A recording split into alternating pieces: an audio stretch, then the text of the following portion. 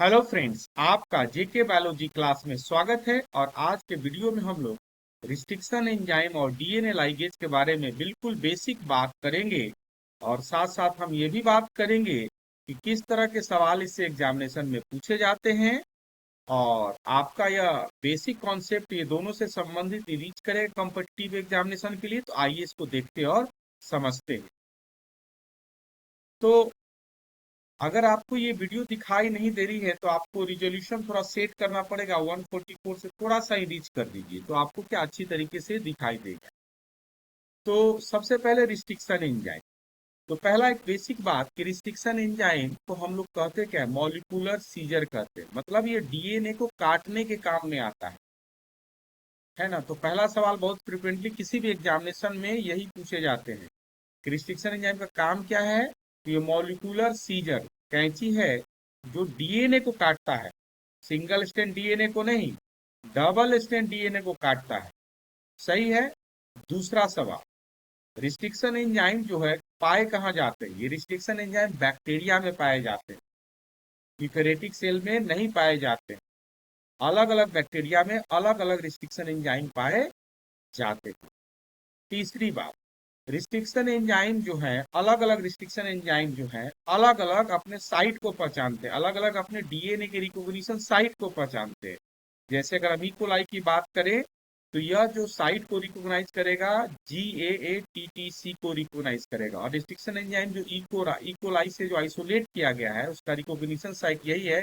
तो इसी डीएनए को काटेगा, दूसरे डीएनए को नहीं काटेगा। इसके लिए हम इसको कहते हैं यह स्पेसिफिक साइट है इकोलाई का। तो आप देख सकते हैं ये डबल स्टैंड बनाया गया है और ये डबल स्टैंड का दोनों स्टैंड कॉम्प्लीमेंट्री है। और इस तरीके से काटने का पैटर्न है और काटने के बाद आपको दो तरह का ऐसा डीएनए मिलेगा जो ऐसे कट गया। और काटा कहां पर, ये भी सवाल आपसे पूछा जा सकता है। तो काटा इसने फास्फोडाइस्टर बैकबोन को, याद रखिएगा किसने काटा, फास्फोडाइस्टर बैकबोन को। अगली महत्वपूर्ण बात, बहुत महत्वपूर्ण बात मैं आपको बताने जा रहा हूं कि जो भी नेचर में रिस्ट्रिक्शन साइट है जो कि रिस्ट्रिक्शन एंजाइम के द्वारा रिकॉग्नाइज किए जाते हैं उनका नेचर क्या होता है, पेलिड्रोमिक। पेलिड्रोमिक इसका मतलब क्या है, टू फोल्ड रोटेशनल सिमेट्रिसिटी। अब इसको समझते हैं, देखिएगा कहने का मतलब क्या है कि आप यहाँ देखिए GAA है, बस इतना ही। अगर इसको मतलब हम बताएं तो इसका मतलब क्या है, देखिए इसका कॉम्प्लीमेंट्री T है, A का कॉम्प्लीमेंट्री T है और G का कॉम्प्लीमेंट्री C है। सही है। तो एक मतलब क्या, अगर एक फोल्ड यहाँ से कर दें इस तरीके से, बिल्कुल इस तरीके से उठा के इधर रख दें और दूसरा फोल्ड इधर कर दें तो बिल्कुल ये क्या होगा, सिमेट्रिकल होगा। टू फोल्ड रोटेशनल मतलब यहाँ से आप पढ़िए GATTC या इधर से पढ़िए GATTC, आपको वही दिखाई देगा। अगर मान लीजिए कोई रिकॉग्निशन साइट है GATTTA है तो वो रिकॉग्निशन साइट कभी भी रिस्ट्रिक्शन साइट का हो ही नहीं सकता है। क्यों? क्योंकि वो रोटेशनल सिमेट्रिसिटी नहीं है, टू फोल्ड रोटेशनल सिमेट्रिसिटी नहीं, पेलिट्रोमिक सीक्वेंस नहीं है। अगर आपको पेलिट्रोमिक सीक्वेंस समझ में आ गया तो हम लोग आगे देखते हैं। जब भी रिस्ट्रिक्शन आइजेस काटेगा तो दो तरह के पैटर्न को काटता है। यह भी एग्जाम में आपसे पूछे जा सकते हैं। देखिए जैसे हमने इकोराई था हिंड 3 एग्जाम के लिए यहाँ पर है, कैसे काट रहा है, स्टिकी हिंड। आप देखिएगा कि आपका क्या है, स्टिक की तरह बाहर निकला हुआ है। Sticky hind DNA fragment produce होगा जो इसको कभी कभी कोहेसिव हिंड के नाम से भी जाना। और दूसरा ब्लंट हिंड, आलू वन जो एंजाइम है, रिस्ट्रिक्शन एंजाइम है, कैसे काट रहा है, ब्लंट हिंड। देखिए इसमें कोई स्टिकी हिंड नहीं है। तो इसको याद करके रखना है कि रिस्ट्रिक्शन एंजाइम जो काटेगा कैसे काटेगा, स्टिकी हिंड या ब्लंट हिंड काटता है। अब अगला एक छोटा सा सवाल कभी कभी एग्जामिनेशन में पूछा जाता है, रिस्ट्रिक्शन मॉडिफिकेशन सिस्टम क्या कहता है। रिस्ट्रिक्शन मॉडिफिकेशन सिस्टम, आइए थोड़ा इसको समझते हैं।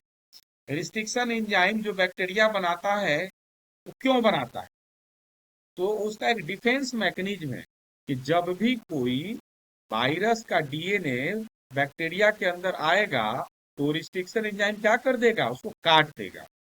लेकिन रिस्ट्रिक्शन एंजाइम काट रहा है तो रिस्ट्रिक्शन एंजाइम जो बैक्टीरिया का कैसे डिफ्रेंशिएट करेगा, अलग अलग कैसे करेगा कि हमारा डीएनए या वायरस का डीएनए, उस परिस्थिति में वो अपने डीएनए को रिकॉग्निशन साइट को क्या कर देता है, मिथाइलेशन कर देता है।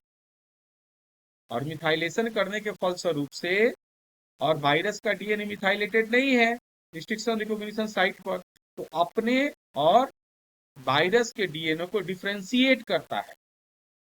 और डिफ्रेंशिएट कैसे करता है? मॉडिफिकेशन करके डीएनए को मिथाइलेट कर देता है अपने डीएनए, और इस तरीके से वायरस के डीएनए को ही पर क्या कर सकता है? रिस्ट्रिक्शन एंजाइम एक्ट कर पाता है। और आज के समय में more than 35,000 restriction enzymes identify है डिफरेंट बैक्टीरिया में। सही है, चलिए हम लोग आगे देखते हैं। अब थोड़ा सा बात हम लोग समझते हैं कि डीएनए लाइगेज का काम क्या है। बहुत बेसिक सी बात है, समझिए इसको, थोड़ा सा देख के समझिए। अगर कोई डीएनए मॉलिक्यूल है और हमने क्या किया, एक कटा हुआ स्ट्रैंड है और एक और दूसरा कटा हुआ स्ट्रैंड लिया, अगर तो ये डीएनए है और ये दूसरा जो क्लीवेज दूसरे डीएनए है, इको आर्म से ही काटा गया सेम तरह का, और जब उसको ज्वाइन करेंगे तो आपस में क्या है, कॉम्प्लीमेंट्री डीएनए तो जुट जाएंगे, लेकिन एक गैप बचा रहेगा। क्या रहेगा? गैप बचा रहेगा। जब डीएनए लाइगेज अगर हम डाल देंगे, तो डीएनए लाइगेज डाल देंगे तो फास्फोडाइस्टर बैकबोन क्या कर देगा? क्रिएट कर देगा। तो इस तरीके से आप डीएनए लाइगेज की मदद से दो डिफरेंट रिस्ट्रिक्शन साइट से, मतलब सेम रिस्ट्रिक्शन साइट से कटे हुए कॉम्प्लीमेंट्री स्ट्रैंड्स को, है ना, डीए लाइगेज फास्फोडाइस्टर बैकबोन बना के क्या कर सकता है? जोड़ सकता है। सही है। चलिए, तो इस वीडियो में बस इतना ही कुछ है।